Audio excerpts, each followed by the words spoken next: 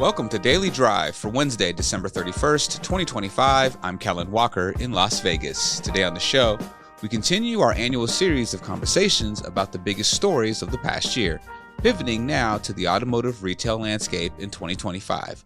I'm joined by members of the Automotive News retail team. Melissa Burden and Dan Shine are senior retail editors for Automotive News. John Hutter covers retail F&I. Paige Hodder covers dealership mergers and acquisitions and Group 1 Automotive, and Mark Homer covers retail tech. Here's the first part of our conversation. Melissa and Dan, as senior retail editors, give us the bird's eye view. What defined 2025 in auto retail, and what were the dominant themes? Go take it away, Melissa. Okay. I think it was really a mix. And I'd say that for a couple of reasons, because we started the year, there was a lot of optimism with the new president. And I think their dealers really particularly thought that I think a lot of the regulations and some of the laws would change for the better for them. But then as the year kind of went on, we had tariffs, which kind of really, I think, changed the tone somewhat of their optimism, as well as we had other factors like consumer affordability and, car prices or vehicle prices reaching, on average over $50,000. So there was kind of a mix of things, I think, that happened this year that led a little bit.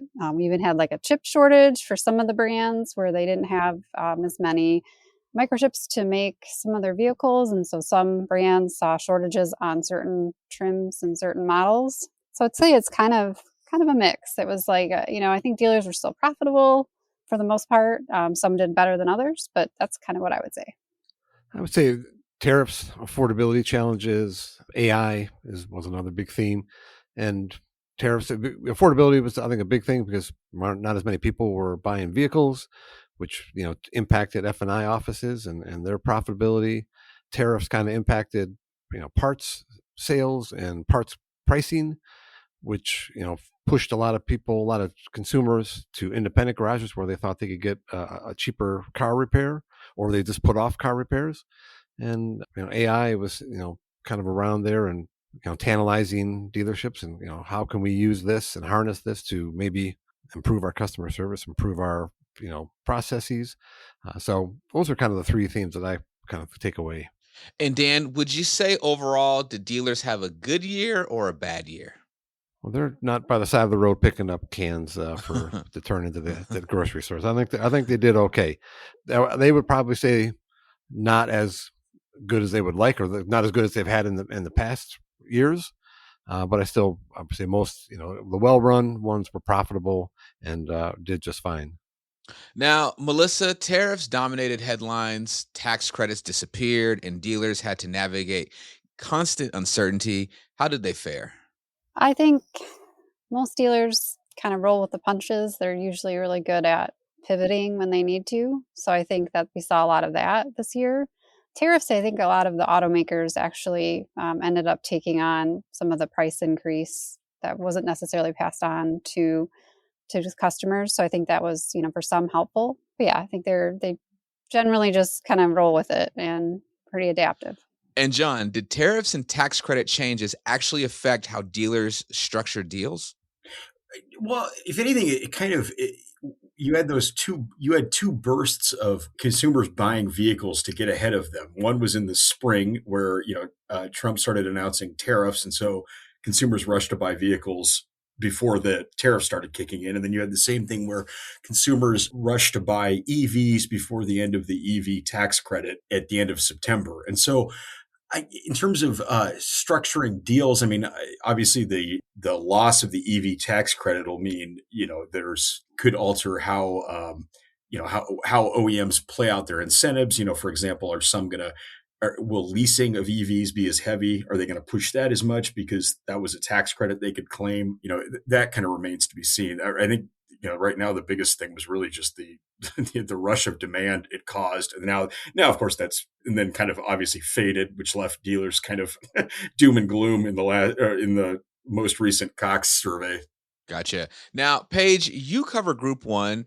How did the publicly traded groups navigate this volatility compared to independents? So I think it's a really different question when you are such a large dealership group compared to, say, some of the smaller groups that if you're a small group that maybe owns 3 Ford stores, that's a very different type of strategy than if, a large group like Group One that encompasses many brands all over the country. And I think one of the themes that came up a lot in our tariff coverage of the Publix this year was uncertainty. It's kind of unclear often where these tariffs will impact. Will the automakers take on the cost? Although in a lot of places they did. Will we see parts prices increase? But I think a lot of the Publix focused on being as nimble as possible, really focusing on their core profit centers and just being ready to move and change if the time came. And for the most part, we didn't see any true terrible impacts on the Publix this year, at least so far. And Melissa, dealer sentiment in Q4 was the worst since COVID. What's driving that pessimism? Well, I would say one thing with that to note is during when dealers were surveyed, it was in the middle of the government shutdown, the longest one we've had, and I think there was again uncertainty. There were a lot of questions about when when the government was going to go back to work. So I think they were a little bit more pessimistic maybe than they would have been if you had surveyed them now. But John, I would imagine, might be able to talk a little bit more about that. From what the Cox analysts were saying, it might be just the dealers coming off of the boom times of, before the tax credit, everybody was, going out and buying all their vehicles. And then, that kind of slowed down now that the rush to beat the deadline ended. And so they're kind of comparing it to that. They're also, there's also the profitability for off vehicles have been, slowly declining over a long period of time. And so, but it's still better than, pre-pandemic levels. But I mean, there could be a bit of that affecting their, outlooks. Gotcha. Now, Dan, fixed ops has always been dealers' safety net. Was that true in 2025? For the most part, I would say yes, it was true. I think, the dealership service departments still struggle with customer retention and keeping those customers from straying to chain or independent repair facilities somewhere. And you mentioned the Cox dealer sentiment. It was positive, still positive and optimistic territory, but it also was less optimistic than it has been in the past. And I just think that again, parts pricing was a problem. Costs are going up. And so, repair bills are going up. And so people either stayed away, they are putting off repairs, or they're trying to go find a cheaper alternative. And they, for, true or not true, they view dealerships as more expensive than, a chain store, a Pep Boys, or a Goodyear down the street. And so while I think there were still profit centers for dealerships, I think they were not as much as they have been in the past. But again, this is a resilient group, and I think they'll, kind of figure out how to keep, cars coming in and making money for dealerships. Now let's pivot to the retreat of EVs and the surge in hybrids. Now, John, the end of the $7,500 tax credit was a turning point. Can you walk us through what happened?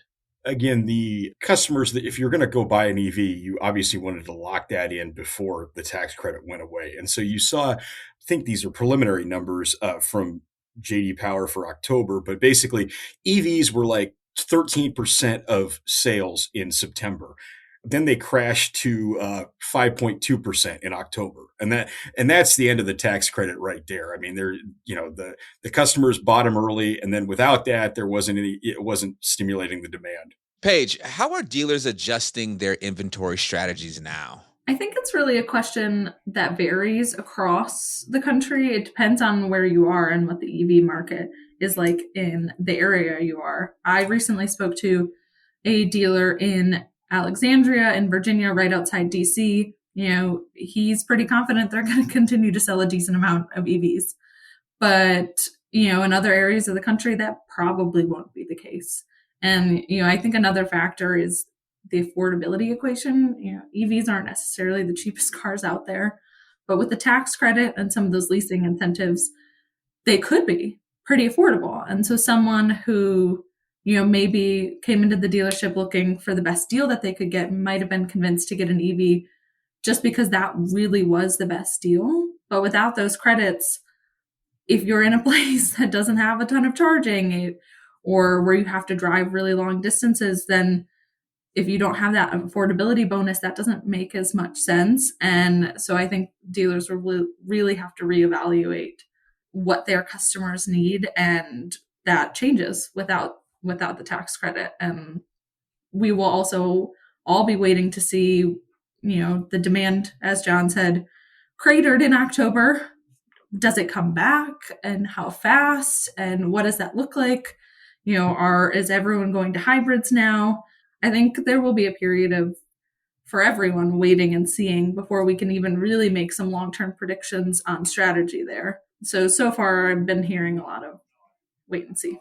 Well, piggybacking off of Paige's answer, Melissa, now is the EV retail model just fundamentally broken or just on pause? I think it kind of depends on the customer and the brand. I think, there will still be demand for EVs among certain customers, maybe more in the luxury space where the buyer can afford maybe a little bit more and spending a little bit more money on that. But I think it could depend on the brand, and the way they buy the vehicle could change. Gotcha. So, Dan, dealers spent hundreds of thousands of dollars on EV infrastructure. Are they getting any return on their investment? They're getting some return, but not full return. They, a lot of the automakers, a lot of the manufacturers told them you're going to need to be ready for this, and so a lot of service departments built special bays, or kind of made their EV bays are a little bit bigger than a normal one. They put a lot of safety equipment in. They installed chargers in the front of the dealership, all in anticipation that there was going to be kind of a lot of EVs to service in the future. And there's still there still are some, but not nearly the amount or that they kind of expected. So I think there's a little bit of grumbling that they spent a lot of money and have not really had to use them very much. So no, but but if EVs continue to pick up a little bit, then eventually I suppose that they'll see some of that return on that investment. Now, John, NADA scored a major victory getting Biden era rules tossed. What was at stake? The Federal Trade Commission's Carter's rule got thrown out in court on a technicality, just that the FTC hadn't followed kind of the right administrative process in creating it. There was kind of two major components. One was dealers would have been required to have greater transparency about what the actual price of their vehicles were. I mean, you would have to list the kind of the all-in price, with the exception of like government, like taxes and fees on advertisements like your website. And there was also a requirement to do have disclosure after disclosure about what the vehicle's price would be at certain points, with or without the like F&I products and things like that. The problem was that it was the process they had kind of worked out was a little bit clunky. And that was, it could have kind of complicated how dealers interact with customers. So, like in terms of when the disclosures had to happen, how much paperwork would have been involved in the whole thing. So in that sense, they've kind of, they've kind of dodged on that one. The offering price concept, though, I mean, that's in a lot of states. So that could be one where eventually it just gets adopted more and more. So they might have a temporary reprieve from that one. Paige, does regulatory relief actually move the needle financially for dealership groups? I think it's complicated. I think changing a regulation, especially if it involves, creating new forms or new procedures, and like that costs money. Training, time, all of that does cost money. But if it's something a dealership has already implemented, it might not be worth it to unimplement it unless the process is truly difficult. And I think, something that is important to emphasize is the federal government, the federal regulators have taken a step back, but in a lot of states, state regulators have really stepped up to fill that gap. So anyone who is maybe, I think most dealership compliance lawyers would have said hey, don't think it's a free-for-all now. Your state regulators, especially in states that are pushing back against the current administration, we're really keeping an eye on the dealerships right now, and really wanting to fulfill the gap left by some of the federal agencies. So you have to be constantly vigilant to keep up with that kind of stuff, and really aware of the local regulations and stuff like that. And so some of this not having to implement the CARS rule probably saved the dealers some money this year.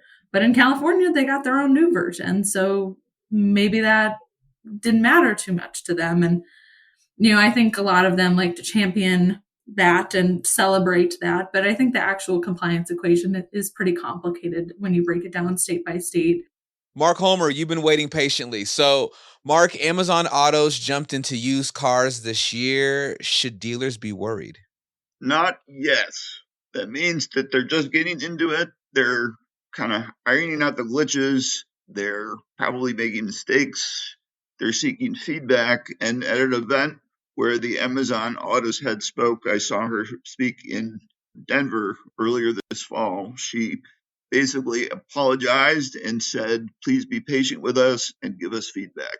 So while it's too soon to tell, it's not a crisis yet.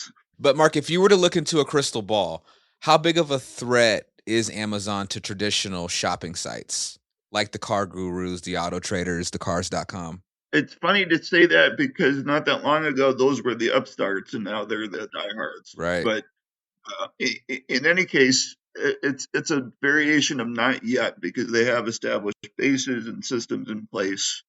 They have slightly different goals. I think over time they could chip into their business if they do it right. So the key is going to be if Amazon can ramp up properly and reach dealerships and customers the way they both, respect the culture and the sensibilities that they have. Melissa, does Amazon disrupt dealers or just change how customers find them? I do think that customers would find them via a different way, which could disrupt, a little bit of their business. But I think a lot of them that have dealers that have signed up are really seeing this as more a lead generator, kind of like the other sites that they're using, like Auto Trader, Car Gurus, etc. So we'll see. I think Mark is right. We'll see over time if they really refine their processes and if more dealers sign up, it could change. And if more brands, for instance, also pair with Amazon. I got another one for you, Melissa. This is more on the buy-sell side of it, but will this affect dealership valuations if customer acquisition gets more expensive? It could. Maybe. I think it would be very dependent on the brand. So I don't think it would be across the board. That's all for this episode of Daily Drive. We're off tomorrow for the New Year's Day holiday. Come back on Friday when we'll continue our look at the retail trends and topics throughout 2025 with a focus on AI, M&A, and service and parts. Dealerships have been cautious about AI, and those that are adopting it are not going all out all at once. Thanks to Automotive News executive producer Jake Neer for his help on today's podcast. You can get the latest news on auto retail, government regulations, and everything happening in the auto industry at autonews.com. We'd love to hear from you. Let us know what you think of the show and the topics we covered today. Send us an email at dailydrive@autonews.com or leave us a voicemail at 313-444-2774. And if you enjoyed the podcast, remember to like, leave a review, and subscribe so you never miss an episode.